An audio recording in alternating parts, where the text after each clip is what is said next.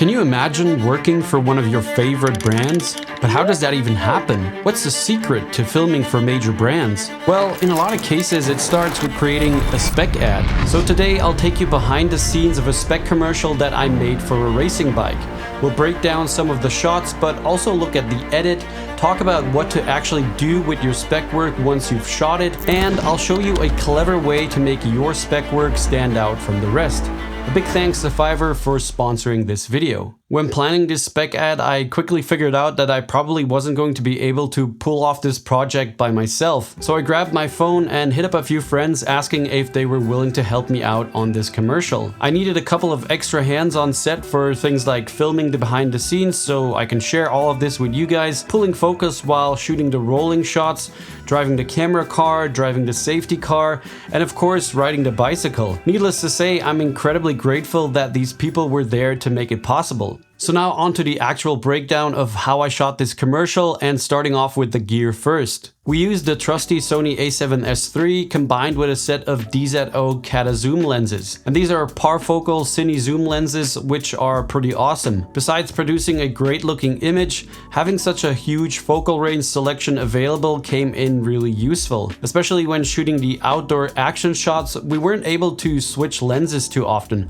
So it was great to have the ability to zoom in and out and have different types of shots, you know, close-ups, wide shots, and everything in between. All of that from just one lens. And the fact that these are parfocal means that you can, for example, zoom rack without losing focus. You can see that in this shot right here. For the outdoor cycling shots, we had everything mounted on the DJI RS3, and I was initially worried if it would even balance or get enough clearance, because this was a pretty bulky and heavy setup, but it handled everything perfectly fine. When coming up with the idea for this spec ad, it was pretty clear that the outdoor riding action shots were really going to be the centerpiece of this spec ad. And they all seemed nice and simple in my head, but it actually turned out that some things were a bit more complicated. Schneller fahren, bisschen langsamer. Langsamer fahren, nicht zu schnell. Schneller, langsamer fahren, langsamer. Kommt ein Auto. First of all, if you're shooting rolling shots like this, whether it be of bicycles or of cars, ideally you would want to use a car mount system. But since I didn't have access to something like this, I was left doing it the run and gun way, which basically meant me sitting in the trunk of the car with the gimbal hanging out of the back. And although I definitely do not recommend doing this because of obvious safety reasons, we were able to get some very awesome shots. There was, however, another problem with this setup. I absolutely needed my two hands on the gimbal in order to pretty much not drop the entire rig, but also to concentrate on framing up the shots. That meant I wasn't able to pull focus or zoom in or out. Now luckily we had the Tilta Nucleus Nano 2 wireless lens control system, which came in really handy, because with the two motors attached to the lens, Frida, who was sitting in the back seat, was able to focus and zoom wirelessly. Of course, things would have been way simpler if we would have just used an autofocus lens, but we really wanted to use this DZO glass. Now, our main focus when shooting these outdoor action shots was collecting as much footage as possible. We made sure to have a large variety of wide shots, medium shots, close-ups, the face, the hands, the legs, the wheels, the logo, and so on. But there was one very specific shot where we had a pretty exact idea of what we wanted it to look like. The FPV shot. I'm a bit nervous maybe, yeah, because the FPV shot is the most important shot of the video.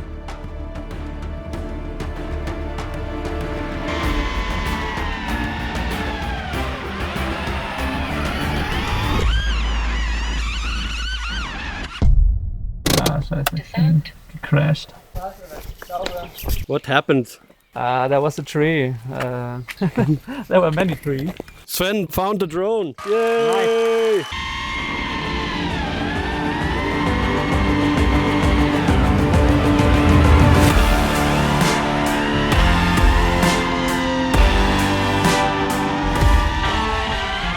So today we are shooting the indoor scenes of the spec ad, so this will be the intro. We just finished setting up the shot, we're hazing up the room a little bit, and then we're ready to shoot. The spec ad starts at the main character's house or apartment, And here the pacing is quite relaxed and slow, so we shot all of this locked down on a tripod or even on a sandbag. And as far as lighting goes, we kept things pretty simple. We had this big window in the living room and there was already good light coming from that.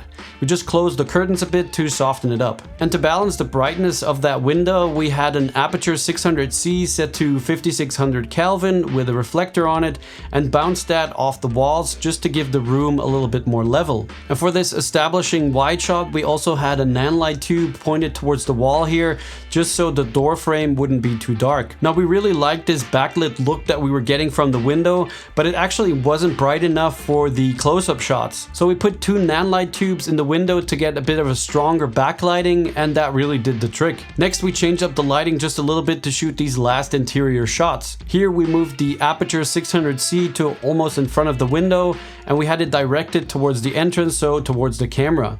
The idea was to keep that same backlighting from before going throughout these shots as well. Again, we had a nanlite tube in the entrance directed at a wall just to kind of level out the exposure in this area. And I think these shots turned out pretty good. So you've probably seen some of these extreme close-up shots in one commercial or another, right? Well, that typically requires you to get a macro lens, which can be quite expensive. However, there is a much cheaper way to pull this off. So we're shooting a macro shot of the locking mechanism of the shoes, and because the minimum focus distance of most lenses is not that close, we're using these things which are diopters, and they're a very cheap way to increase the minimum focus distance of your lens. So you just screw this thing on the front and then you have a much closer minimum focus distance, so it's kind of like a magnifier.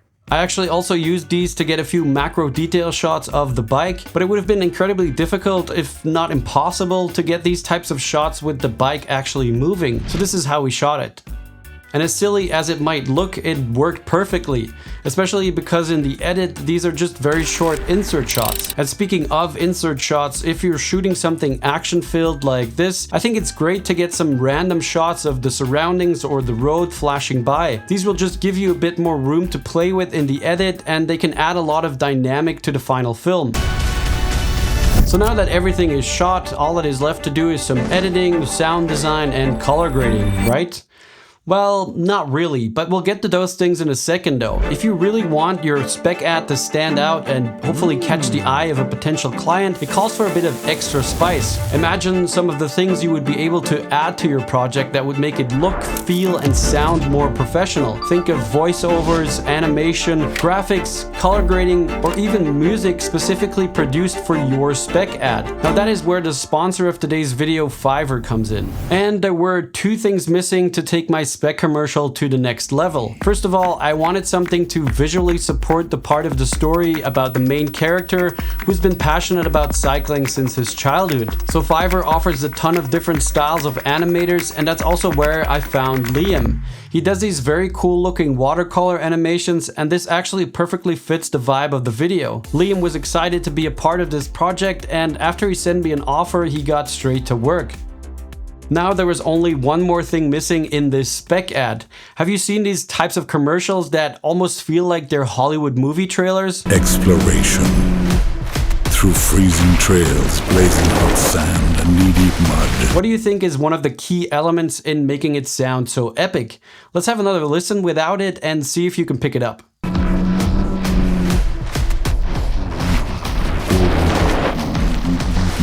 Yes, an epic voiceover. So let's have a look on Fiverr. As you can see, they have a ton of options for voiceover artists, but the cool thing is you can put in a few filters like gender, accent, age range, tone, and all of that to really narrow down what you're looking for. And that is how I ended up with John, who has worked for some pretty huge clients like McDonald's, Audi, and Dodge. Outnumbered in arms, he countered with his mind. Today, we all fight battles of our own. So it was pretty incredible to be able to work with a pro like John for a very reasonable budget. Alright, now it's time to bring it all together in the edit. I start the editing process for a project like this by finding the right soundtrack for the video. I wanted the music to be slow and calm in the beginning and then build up towards something a lot more intense and epic for the action shots. However, after countless hours of searching for music, I couldn't find one track that had both of these moods. I found 2, but not one. So here's a little trick trick on how to combine two tracks. I chose one track that fits the mood of the intro and another one that fits the action sequence. But instead of just having these fade into each other, which you can hear doesn't sound that great,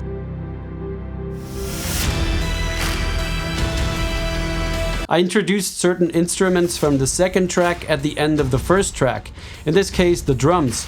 And that helps build up and transition to that epic, more intense music. The easiest way to isolate certain instruments or stems from your music is by simply downloading them separately. Lots of sound libraries like Epidemic Sound or Audio offer this service, but I believe also the studio version of DaVinci Resolve 19 allows isolating certain instruments. Then I added a riser and a hit to better sell the transition, and let's have a listen.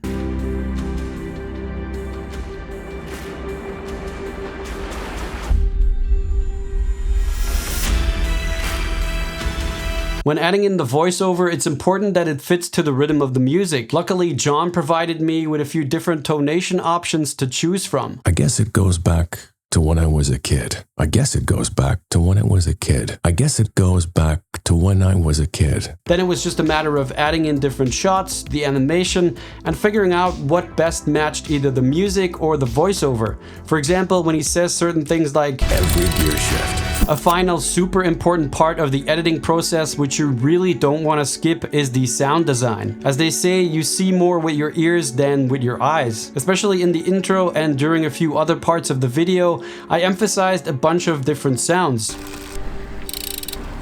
And let me show you why that is so important. I found quite a good amount of stock sound effects, but we actually recorded a lot of this audio during the shoot. I had a small video micro on the main camera, and for some shots Frida was recording additional audio through another boom mic. Okay, now that all the hard work is done, what do you do next? Upload your video to Vimeo and wait to get discovered? No. So let's look at two ways how you can use your spec work to get you paid. You can actually try to sell your spec ad directly to the company you made it for. I also tried doing this with the commercial I made for Willier. I wrote them a short email saying who I was, why I made this commercial for them, and if they liked it, I would happily sell it to them. And even though I would say it's definitely worth the try, honestly, this is most likely not going to be the best way to use your spec ad and actually get work. Yes, you should definitely try to get the brand to notice it, but don't shoot a spec commercial with that being the goal. More realistically, you're going to be using your spec work as part of a broader portfolio or show reel to show who you are as a filmmaker and showcase your skills. Because if you don't have anything to show or impress these brands, how are they going to know that you're the man for the job? So it's almost like your resume, but you've got to be proactive. Reach out to other brands, production companies, or agencies, and work opportunities will eventually open up later down the line. Remember, there are a lot of brands out there, and all of these brands are looking for content all the time. So create something to the best of your ability, improve your skills by doing so, enjoy the process, get your work out there, and get paid. Anyway, another big thanks to Fiverr for sponsoring this video. Definitely check them out if you're looking for freelance artists. I will leave a link down below, and if you want to save some money, use the code STAN10 for 10% off your first purchase. Alright, so that's it for this one. I hope you were able to learn something here and that this was helpful for when you're creating your own spec work. Thanks a lot for watching, and I'll see you guys in the next one. Bye!